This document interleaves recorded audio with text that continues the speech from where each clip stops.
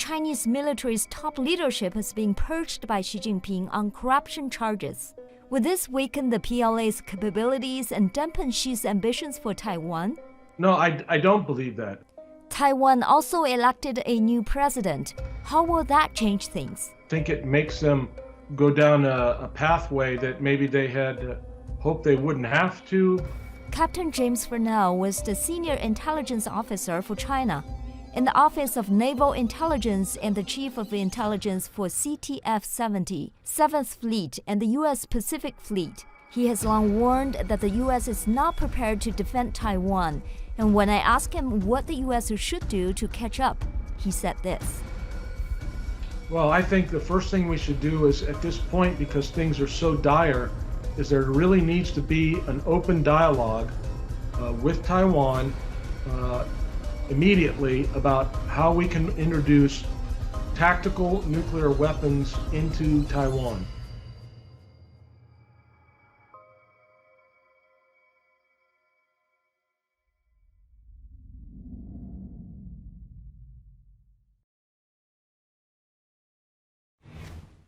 Thank you, James, for zooming in today. Great to see you again, Simone, and glad to be with you. Okay, let's talk about Taiwan.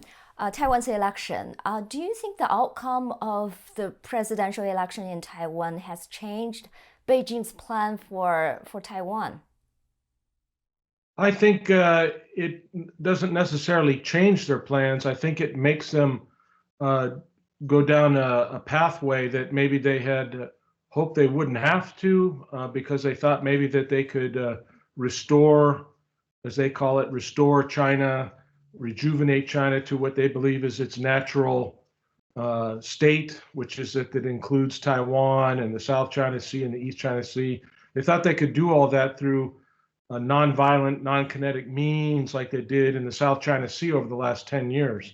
They thought they could get away with that in Taiwan. And I think this election with the essentially third Democratic Progressive Party win sends a real clear signal to Beijing that their efforts at non-kinetic powers, levers of power, which in this sense they call it comprehensive national power, so using diplomacy, so now there's only 12 nations that recognize Taiwan, using economic coercion or luring and carrots to bring Taiwan investors into the mainland, or using information warfare to create a different image of the PRC or to intimidate those in Taiwan.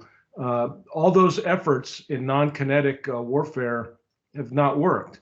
And the people of Taiwan are very clear that they don't want to be under the rule of the Chinese Communist Party. And I think that realization will now cause the planners inside the Chinese Communist Party and to the Central Military Commission to say, okay, if this happens, then we had a plan, and now we're going to go down a different avenue. And I think that's really dangerous.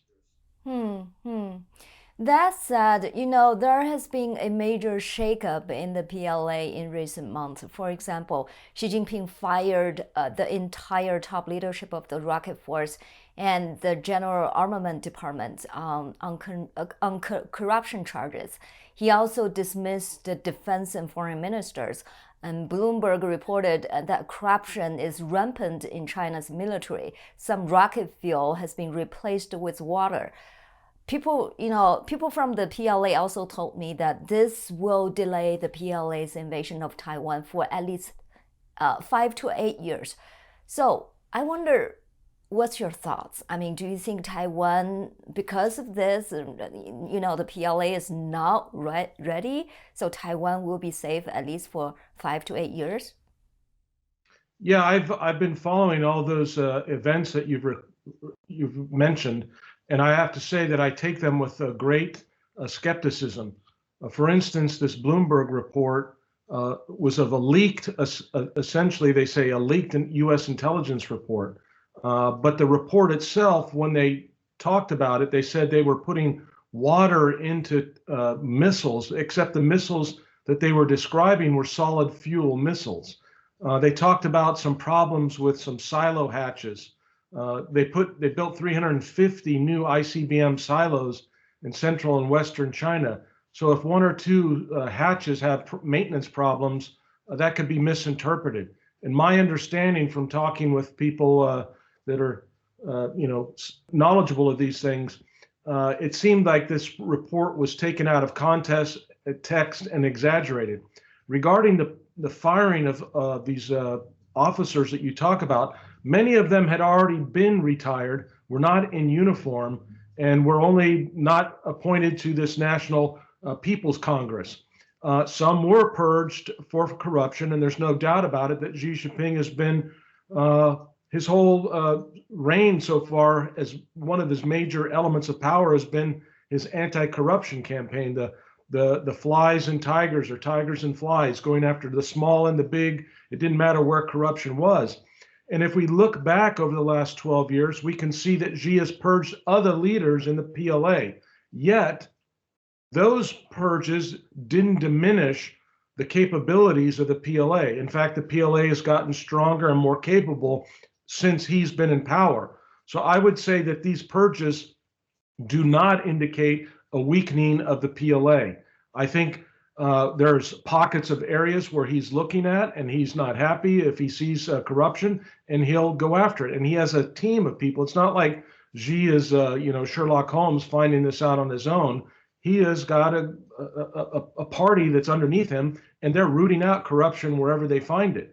And so I don't think this diminishes the power and the capabilities of the PLA. Remember, he has been purging the PLA for 12 years, yet they're doing more activities, more operations, demonstrating more capability and capacity than ever before. And when you talk about the PLA rocket force, consider that if the PLA rocket force was so corrupt as everyone is saying this last month since this report came out, how is it possible that the PLA was able to fire 11 ballistic missiles precisely around Taiwan in August of 2022, immediately after Speaker Pelosi was there? So they were able to execute a plan on time, precisely where they wanted to send it, to include the Japanese exclusive economic zone, to send the signals that their capacity and capability to take Taiwan is real. We just saw here in the last day, there's reporting today or yesterday from Global Times, and it's replayed today in People's Daily. China just did a major anti-ship cruise missile test from shore-based batteries and naval vessels in the East China Sea. Just another demonstration of the operational capabilities that China is demonstrating in the real time. They're not made up. They're not leaked intelligence reports. We're seeing the activities.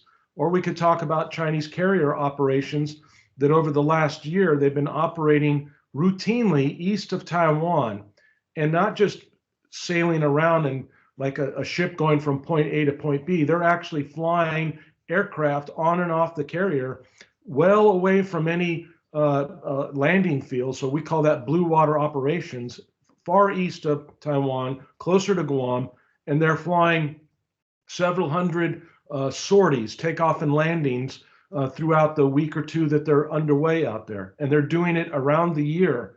So I think we're seeing a kind of I call it a little bit of a wishful thinking on some people's part, because when you take this conventional news that's coming out, it says that there's purges and there's problems in their corruption in their military. So we have 5 to 8 years, or we had a retired U.S. Navy 4-star admiral a few weeks ago say, oh, it's the Chinese military's 10 years from being able to launch an invasion of Taiwan. All that does is delay the inevitable, which is that Taiwan and the Americans are going to have to figure out a way to defend Taiwan, increase Taiwan's defense posture. And no one seems to want to do that, because they've been told, especially for folks in Taiwan, they've been told for 30 years that if you do anything, if you provoke Beijing, then America may not come and help you. But the fact of the matter is, Beijing is the provocative agent here. They're the ones that have changed the status quo. They're the ones that are demonstrating on a daily basis that they're surrounding and threatening Taiwan, and now Japan. Not and now, they've been doing it against Japan, but that's been in the news recently. and that they're going to do whatever it takes to take Taiwan, and that the Taiwan people need to recognize that that's a reality, and it's not something that's never going to happen, or it's so far off that they still have time to, go about their lives as if nothing's changed. And that's really the message that I see in the intelligence facts on the ground. Wow. This is very alarming, I would say. This is different from what I heard, at least. I have a question for you because you are from the military, so you know the military pretty well. From my information, from my sources from the Chinese PLA, they said, in the Chinese military, there are a lot of factions. So purging the leadership of the military, like in the rocket force or other branches, will destroy the capability of that branch. I don't know if that's the case just with the Chinese army, or is that true with other armies as well, such as the U.S. Army or U.S. military? No, I don't believe that. I don't believe that's the case. Militaries are large organizations. There's 2 million people in the PLA, and then you've got another couple million people in the People's Armed Police. So there's a lot of people in this system, and they don't operate or function just because there's a general sitting in Beijing who may be corrupt. That's not an accurate assessment. If you were to say there's nothing else happening, but we know that the PLA is actually doing things, as I mentioned previously. They're operating in ways that don't correlate to this idea that if you fire corrupt generals and admirals, that somehow that's indicative of a force that's incapable. We're seeing the capabilities in real time. For instance, in the Taiwan Strait from 1954 to 2020, the Chinese air forces only crossed the center line 4 times. That was until 2020. Now, since 2020, we're seeing the PLA aircraft, PLA Air Force, PLA Naval Air Forces, manned and unmanned, cross the center line on a routine basis, and sometimes with hundreds of aircraft. That's a demonstration that shows that they are getting more combat capable. That is not a demonstration of corruption and weakness and inability to operate. You see what I'm saying? We're seeing the actual reverse of what people are predicting. And if you go back through history, you see this kind of repeated downplaying of threats throughout history. It was done in the 1930s in the United States against Japan. There were many people in America that were so-called experts that said that Japan was incapable of doing the things that it ended up doing on December 7th and thereafter. So they ended up losing because we were in a different time and situation where we had an industrial capacity to build a large Navy and a large Air Force, and we barely survived. If we had lost the Battle of Midway, things may have been different.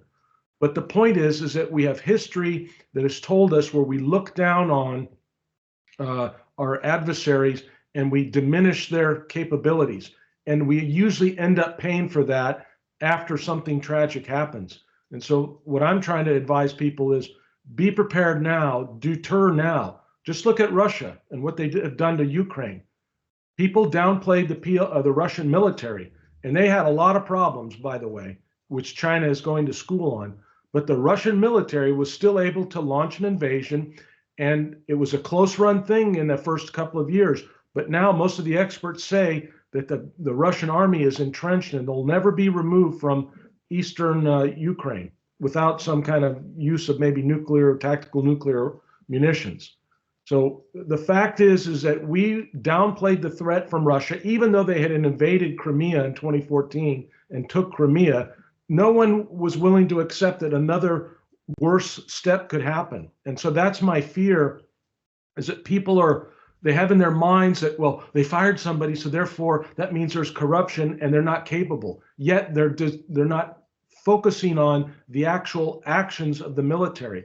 And then one other thing, I saw a lot of reporting, and I get a lot of interviews like this that ask me about the purges, but so far nobody's asked me about the most important news that came out in the last month. And that's the appointment of Admiral Dong, the former commander of the PLA Navy, to be the Minister of Defense for the People's Republic of China. So for the first time in the history of the PRC, you have a Navy admiral in charge of the PLA and the entire apparatus. The first time in the history of the PLA.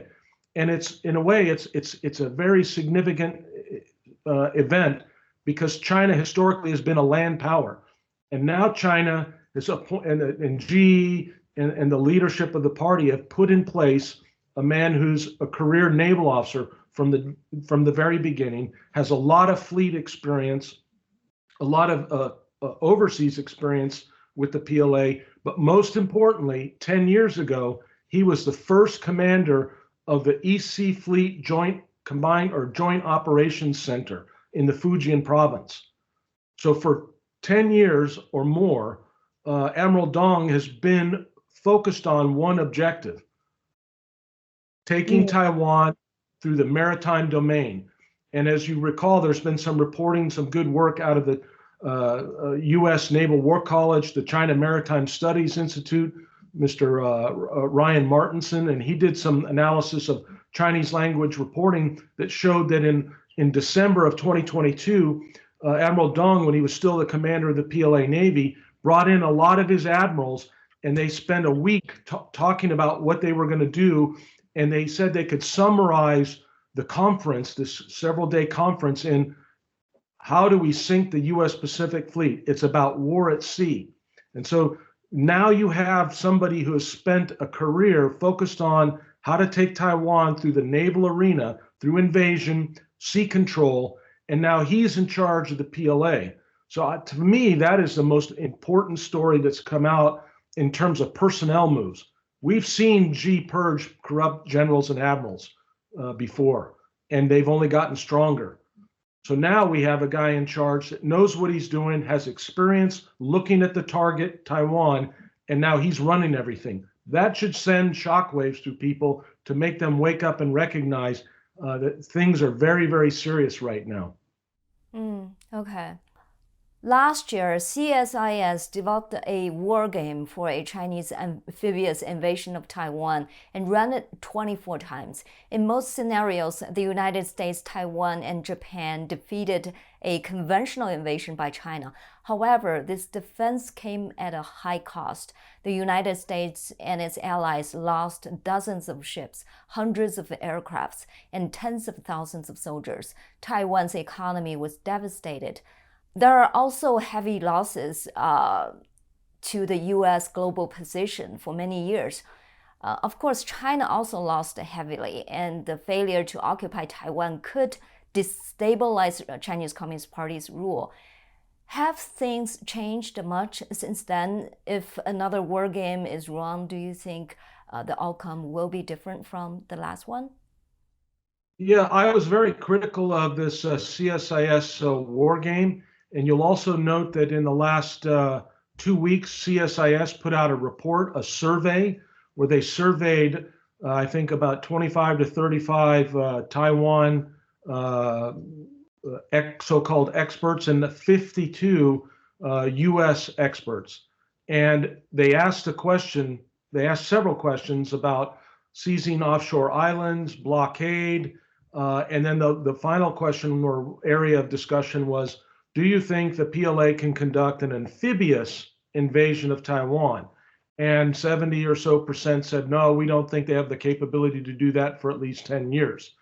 I challenge that again, like I challenged the study you're talking about, because they're focused on and they have in their mindset that the PLA is going to conduct an amphibious invasion like the United States and our allies did in Normandy in World War II, or the United States did in South Korea or North Korea and Incheon in the 50s. So there's this idea in Washington, and I think it's very pervasive in Taipei amongst national security types that think, well, the only way that the PRC can take Taiwan and get a foothold is by doing an invasion like they did in World War II. So that's storming a beach that's got barbed wire and iron obstacles and pillboxes, and they're going to storm it and people are going to run out the front end of amphibious track vehicle or amphibious vessels, and they're going to run onto the beach into hip deep water and come ashore and shoot and fight, and it's going to be something like World War II. And that's not anywhere near what the PLA is planning. And there has been some reporting over the last year or so by a retired Navy Captain, Tom Shugart, and he's done some great analysis with the Naval War College, again, analyzing these vessels called roll-on, roll-off ships. They're commercial vessels, and you can drive trucks, tanks, tracked vehicles, equipment, and drive large amounts of this stuff on one end, sail across the Taiwan Strait, go into a port, and drive right off the other end, because both ends have these ramps that come down. And what the PLA is trying to do, and what their goal will be, is to seize a port like Kaohsiung. Now, if you've ever been to Kaohsiung, and I'm sure you have, I have as well, it's a huge, massive port.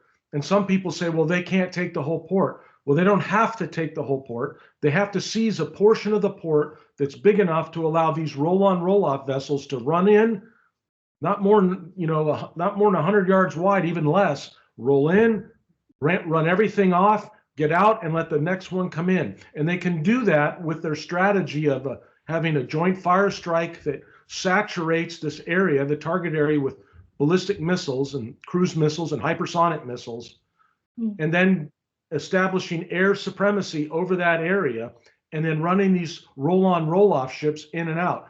And the numbers of these ships that are being built for commercial purposes, for instance, China now is the largest exporter of cars in the world, right? This last year, more cars were built in China, electric and conventional, and those cars are being transported on these major transportation vessels that can be, in a time of war, simply used by the military. And so that's what they practice. That's what the capability that they have. And if they go in and they seize an established port facility and a nearby airfield, they're going to be able to establish a foothold. And it will not look anything exactly like World War II. That's not to say that the Taiwan defenses should not defend against these beaches and things that we traditionally think of amphibious landings. We need to start thinking in terms of this shock and awe, which the Chinese studied from Desert Storm, and focused, bore sighting the attack on a certain place where they can get in and get out and unload scores and scores and scores of personnel, PLA Navy or PLA Marine Corps and ground forces. And so I think when we look at these CSIS studies and these other studies, they're kind of wedded to the past. For instance, they think they have an assumption that, well, the PLA will only invade during 2 times of the year because of weather, either in March, April, or September, October. Why do we think that? Why we think that way? We have this in our mindset because we have the mindset that it's going to be an amphibious invasion like World War II. And so if you're going to do an amphibious invasion like World War II, then weather becomes much more important, and maybe you're going to focus on those spring, fall timeframes. But if you're not wedded to this World War II narrow way of thinking about an invasion, and you're thinking in the 21st century, using all elements of power to focus in and get in a new way, a lightning strike landing into an established port that you can control, keep clear and can control, and unload hundreds of thousands of troops, then you don't need to have the perfect weather, because once you're inside the breakwater of Kaohsiung, then you can still unload forces, right? So transiting across in heavy sea states, that's uncomfortable, but it's not an impossibility. The hard part is that last portion, if you have bad weather and you're coming ashore in high surf. That's what makes an amphibious invasion more dependent upon weather.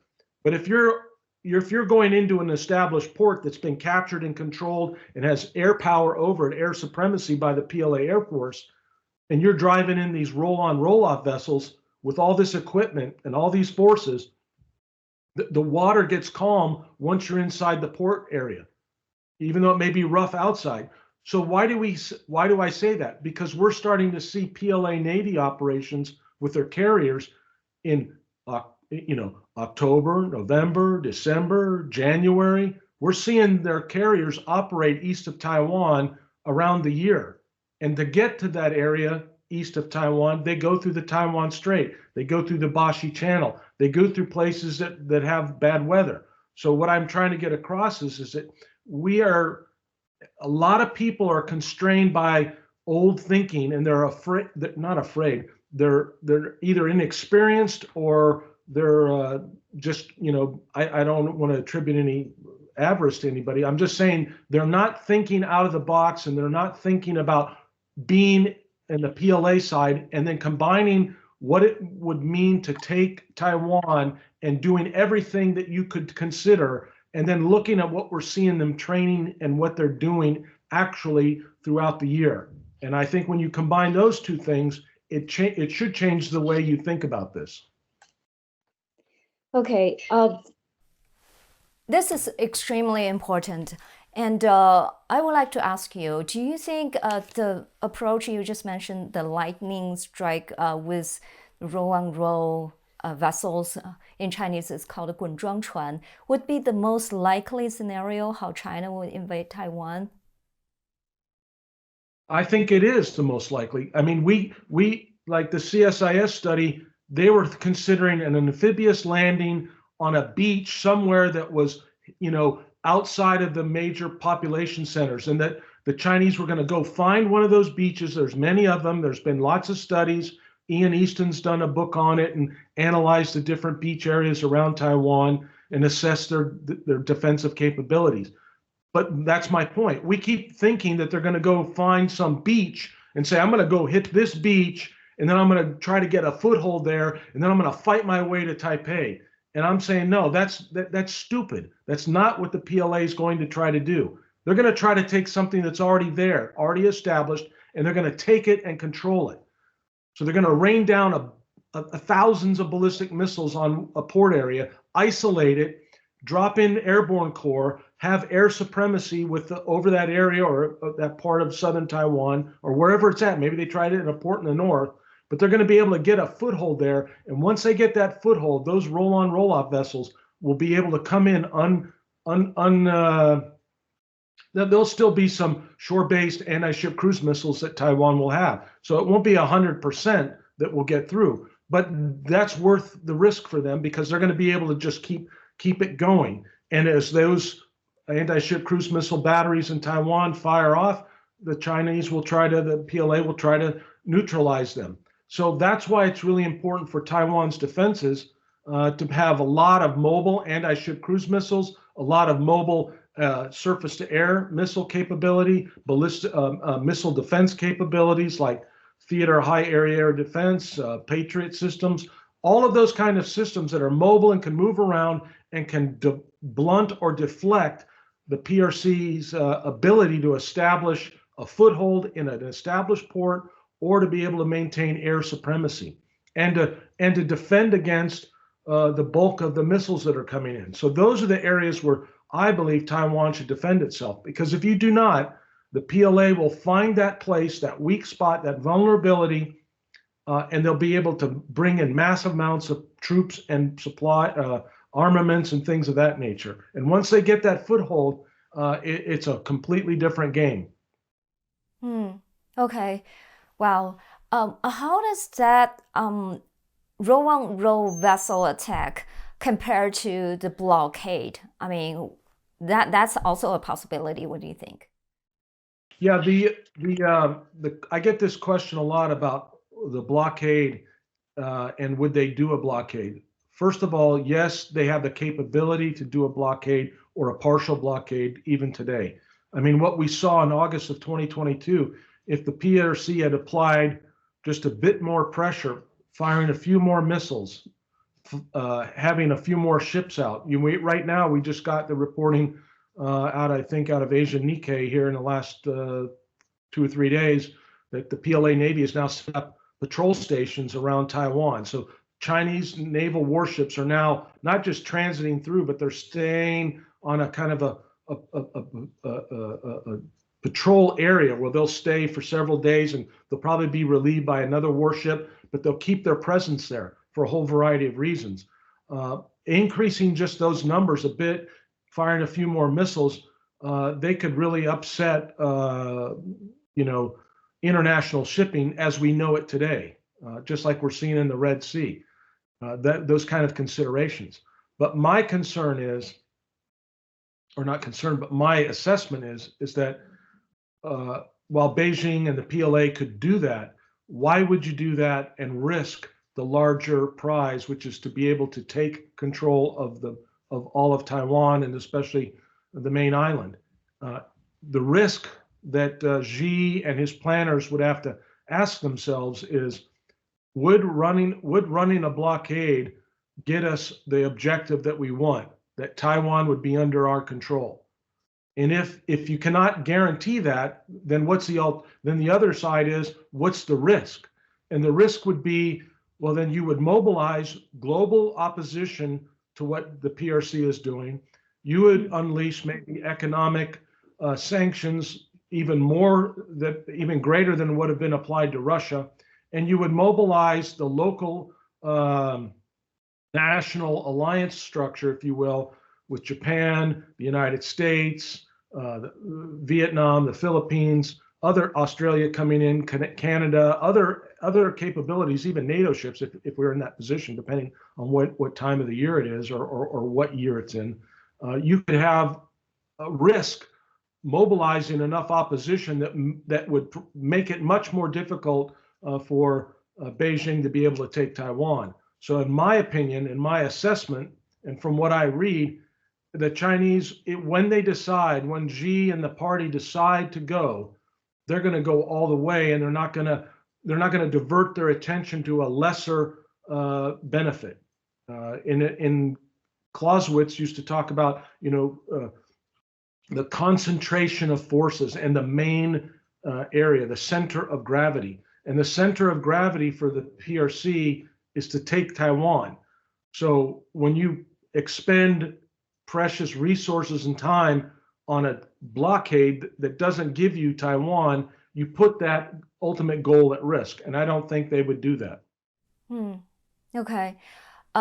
During our conversation over the years, you have always mentioned a point that the U.S. has not been prepared, or well prepared to defend Taiwan, and the U.S. should have done more and should do more.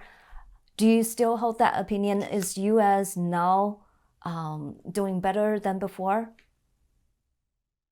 No, we're still not prepared. You just had a report come out from the Heritage Foundation this last week that said they examined this situation that we've been discussing, and they examined the military and each of the services, and they said that the Navy and the Air Force were in weak position. We're not ready. You had, I think, 17 congresspersons yesterday or the day before submit a letter to the administration saying, we're not ready, we need to prepare, we need to have a bigger Navy. So I think there's more and more recognition that what I said many years ago is in fact turning out to be true.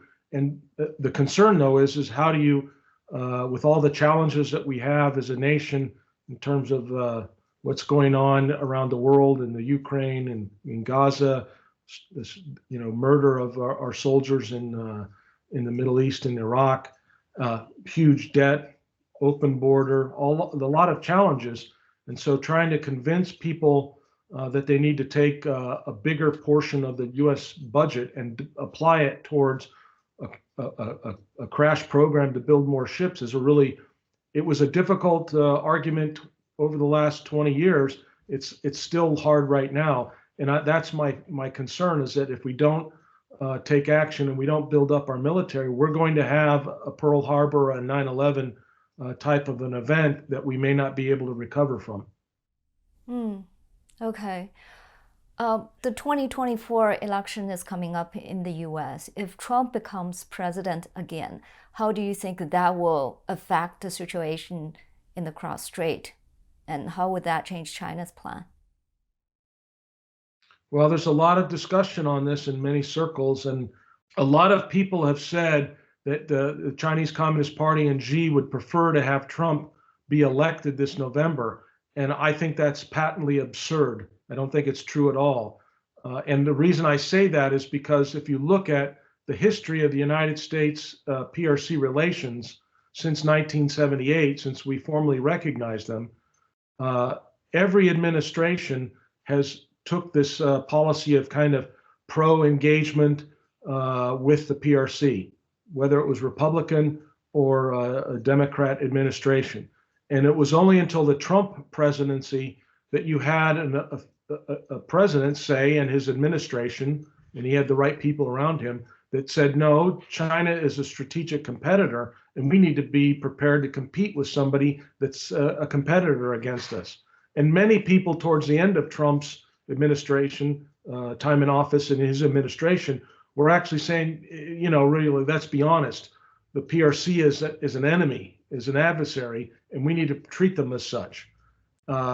So since this new administration's come in, as you all well know, I mean, in the first days that Biden was in office, he reversed everything just about that the previous administration had done. By executive order, he reversed all of these things, or the big ticket items that we know about, whether it was shutting off oil production or rolling back border control measures, et cetera, et cetera.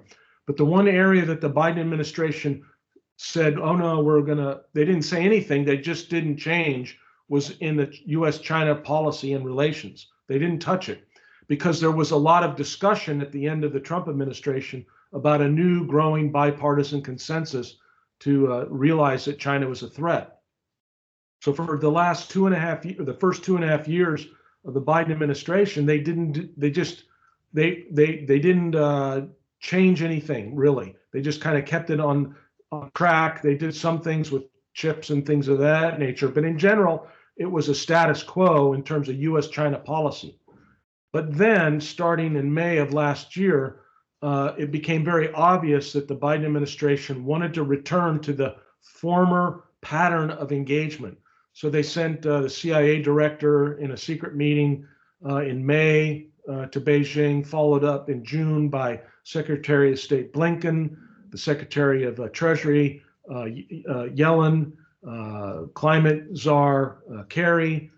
You had Commerce Secretary Raimondo. You had all these meetings being publicly rolled out, and they were all saying the same message. We want to engage. We want to talk. We want to get back to talking. We want to get to engagement. We really, really, really want mill-to-mill engagement, military-to-military engagement. And that all culminated then in November in San Francisco when Xi and Biden met, and there was this kind of, okay, we'll now go back and reopen mill-to-mill engagement. And so what you see now is that an administration that's now talking about how do we engage with China, how do we do more people-to-people exchanges, and there's this belief system by these folks that if we just talk, things will get better. And there's essentially a denial of the last 40 years where we did talk a lot and things got worse. And so I think that's where we're at right now, is that they're looking at to see who will win this presidential election in November, and they would be very happy if it was another Biden or Biden-like Democrat administration. In my opinion, I think that's what they want because they see that pattern of appeasement and engagement.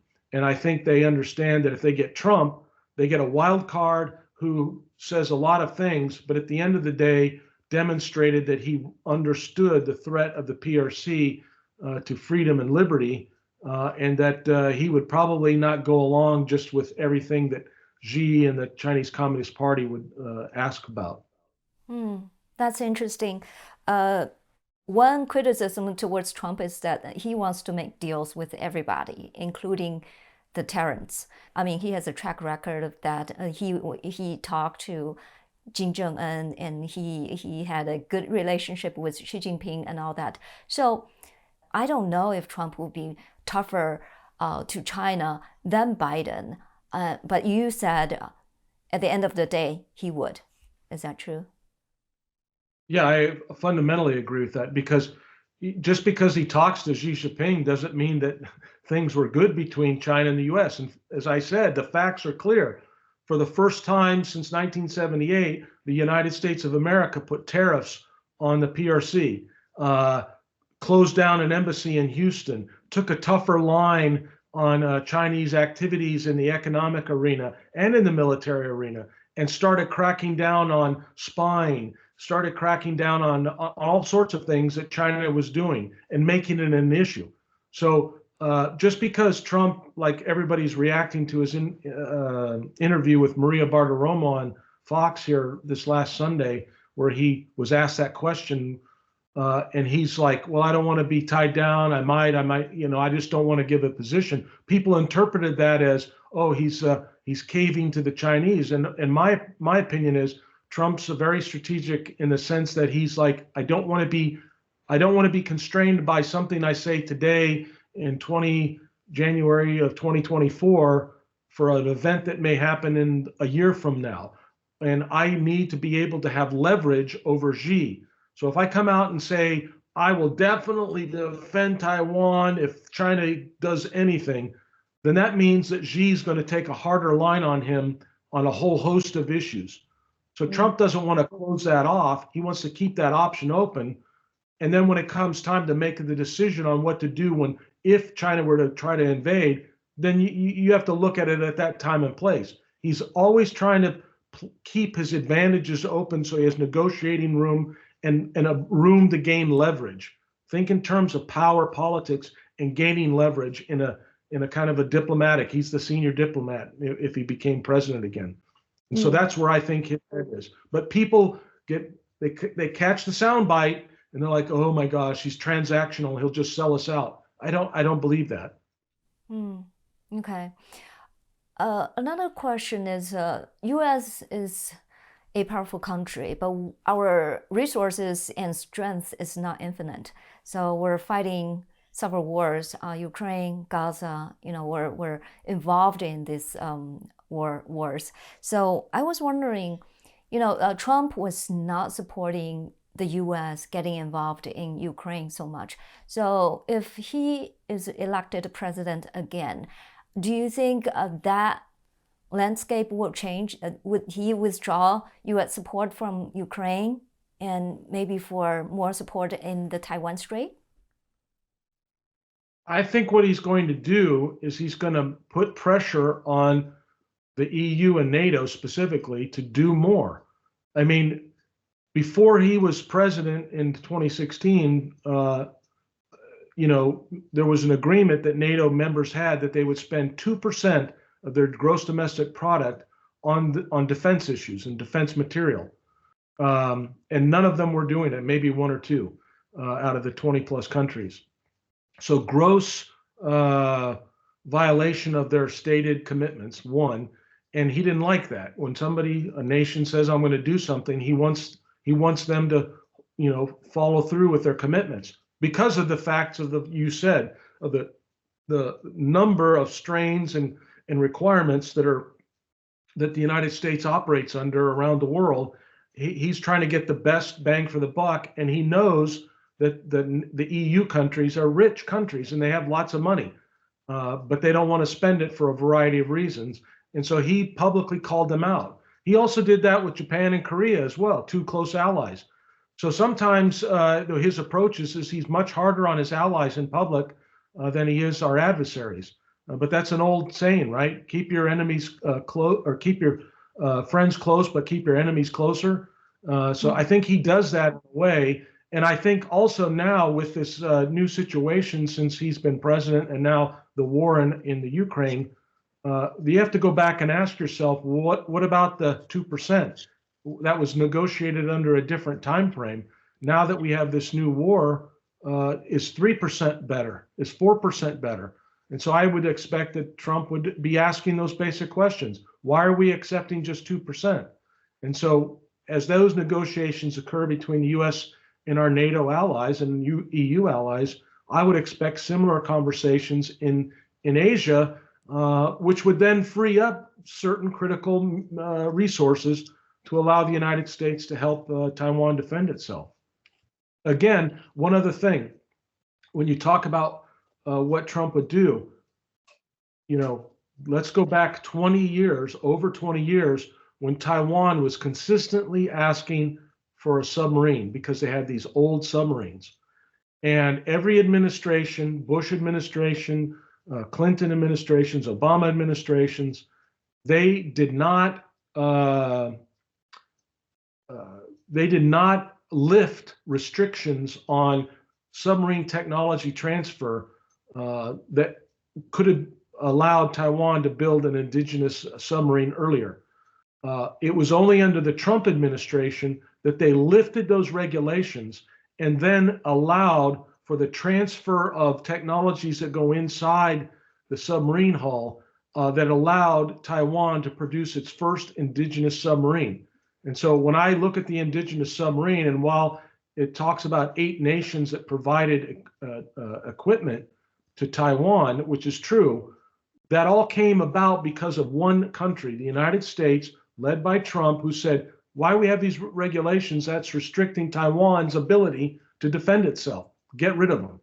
And they did, and that allowed Taiwan to get that technology through various means. And that's what I see would happen in the future. Last question. You just talked about the U.S. is not prepared to defend Taiwan. What do you think the U.S. should do?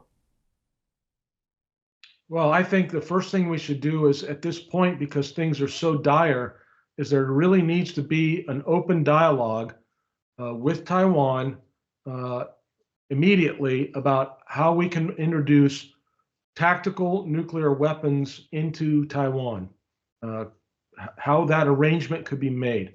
And that would be a difficult discussion. It doesn't need to be a public discussion, except of the fact that we're doing it, and then take it off the board, but let Beijing know that we're considering that with Taiwan, because we cannot allow Taiwan to just pick the place and time and choosing to invade and basically take over 23 million free people in Taiwan.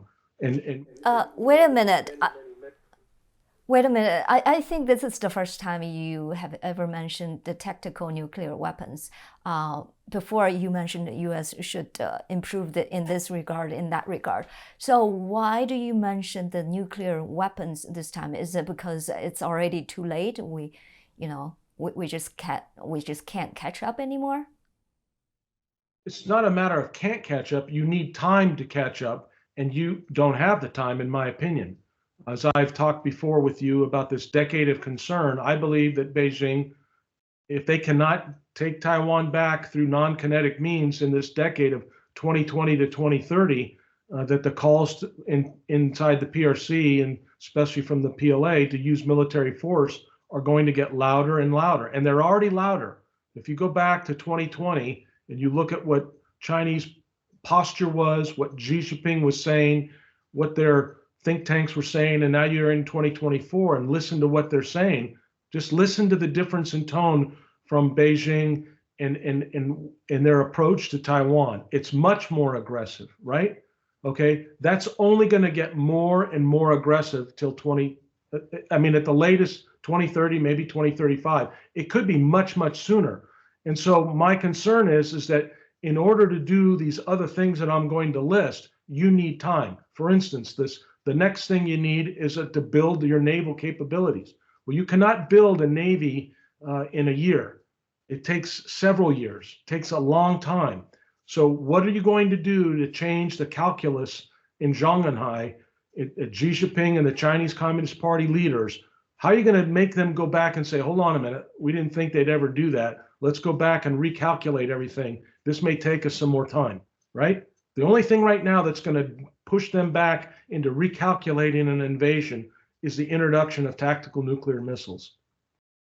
So I've written about this. We haven't talked about it, you and I, but I've written about it with my co-author, Dr. Brad Thayer. I've written about it. So I would just say that it's very controversial. I understand that, and it's not something that I say lightly or with any pleasure. But we're at such a position right now with a military mismatch that we have to do something to stop the bleeding, as they say. And so by introducing that, it will cause the planners, and the Chinese are very deliberative in their planning. They're not foolhardy. They're not going to take a rapid action. So this will cause them to go back and rethink. It will also demonstrate U.S. resolve, and but I know that it's probably unlikely, but it's something that I think is absolutely necessary. Then I would introduce the idea of combined exercises and military operations, the reintroduction of U.S. Forces in Taiwan in terms of port calls, plane visits, and increasing that concurrent with this other, other item that I mentioned, so that it demonstrates to China that if they were to invade, they would necessarily be invading and attacking the United States of America in a way. And that would then also be another area where they'd have to recalculate or reconsider if they really, really wanted to do that. And then thirdly is more of the long-term issues. But like I said, is building your fleet and your air forces, and to get the kinds of military capabilities that could blunt and defeat an attack from the mainland. And so Taiwan would need to be hardened in many ways. And part of that hardening isn't just going out and buying things, which is sometimes what people think is the only solution. But there needs to be a wholesale change in Taiwan. Taiwan people need to understand that the price of freedom requires diligence and effort and commitment, and some self-sacrifice by some of your citizens. There needs to be people in your citizenry that are willing to put on the uniform to say, this country's worth defending, and I will wear a uniform, and I will train, and I will even put my life on the line for Taiwan. And that's something that Taiwan people have to talk and decide themselves. Everything I've said that deals with doing something with Taiwan is not a top-down directive from the United States. It has to be something that comes from the people of Taiwan. And my frustration is that for the last 25 years or so, U.S. diplomats have come to Taiwan, and they've told Taiwan leaders of various stripes, KMT, DPP, that hey, you need to be quiet. You need to not provoke Beijing. You remember the famous speech from Assistant Secretary of State Tom Christensen in Annapolis in 2004, where he publicly chastised President Chen Shui-bian, and said, I don't want to say this speech out in public, but I'm going to do it anyway. You're reckless, and you shouldn't be so reckless. Well, that's the message that Washington has told Taiwan for over 20 years. Don't do anything that would upset Beijing. But they hadn't considered, and they didn't, there's things called unintended consequence. Well, the unintended consequence of repeating that message from Washington to Taipei is that you're now in a position where you're not able to defend yourself. And you're seeing Chinese warships surround your nation every day, where you're seeing Chinese fighter planes cross into your center line, sending spy balloons over your country every day. That's in part a result of this Christensen-like speech in 2004. I know that this administration, the U.S. administration, sent Mr. James Steinberg and Stephen Hadley, both one from each party, previous parties, sent them after the election to go meet with the new president-elect. And I don't know exactly what they said, but I have been telling my friends from Taiwan here in Switzerland that I met with this week, I said, I would bet that the speech was something like this, but in diplomatic language. Sit down to President-elect Lai. Sit down, shut up, and don't provoke China. Mm-hmm. And that's wrong. I mean, if we believe that Taiwan people have the right to self-determination, the right to have their own ability to determine who runs the country, and the freedom to associate with whoever they want, the freedom of speech, the freedom of religion, the freedom to have the pursuit of their happiness through capitalism. If that's what we believe as Americans, then why would we tell them to not provoke China? We have to take this emphasis off of not provoking China, and we have to turn it on its head, and we say, China is the provoker. China is the bad guy. China is the bully. China right now is threatening the Philippines at Second Thomas Shoal in the Sierra Madre. China is threatening Japan around the Senkakus. China is bullying India. China is the bully. And by saying don't provoke China, we're just giving in to the bully. And at some point, it will not turn out well. Okay. Thank you, James. These are all my questions. Do you have anything else to add? No, I just appreciate always the opportunity to talk with you. I know that some things that I say are not normally stated in some of these mainstream news outlets, but I have been watching this situation for 20 plus years, and pretty much the things that I had predicted would come true about what the PRC would do have come true. And throughout all that time, we continue not to prepare ourselves for what could be the worst case situation. And that seems very, very irresponsible to me. When you're in government, if you're an elected leader, whether in the United States or Taiwan, you have a responsibility to protect the lives of the citizens who you represent.